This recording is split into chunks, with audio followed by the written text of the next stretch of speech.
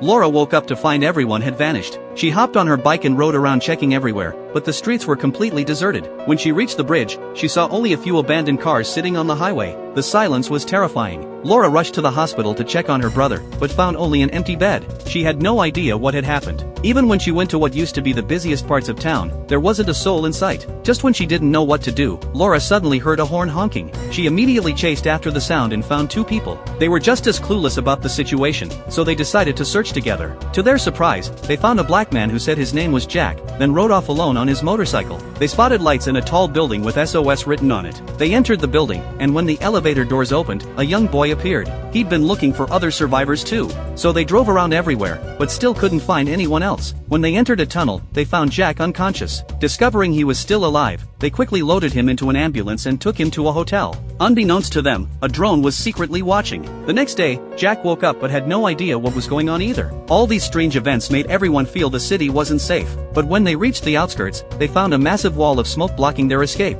The scorching smoke was filled with debris, forcing them to change routes. The smoke had already surrounded the entire city. Then they remembered armored trucks. Those heavily secured vehicles might be able to break through the smoke. Just as they finished preparing, a voice came through the walkie-talkie. Thinking it was rescue personnel, they excitedly followed the instructions, turned around, and went back to the hotel to wait for help. That's when Laura heard strange noises. She crept toward the door step by step when suddenly a masked figure burst in. Terrified, she quickly hid in the storage room. Just then, Jack heard the commotion and came running, chasing off the masked person. Since the rescue team wouldn't arrive until daylight, they had no choice but to stay put. Meanwhile, the smoke had reached the hotel, and that drone was still watching from outside the window. The next day, everyone realized the girl was missing. They rushed to her room to search but found no one. Then a drone appeared before them, claiming they could find the girl by following it. They soon arrived at a warehouse, but the drone only allowed Jack to enter alone. After waiting for what seemed like forever with no sign of him, the others decided to go in together. To their horror, they found Jack hanging in the air, already dead. While Laura was still in shock, a masked figure suddenly tackled her to the ground.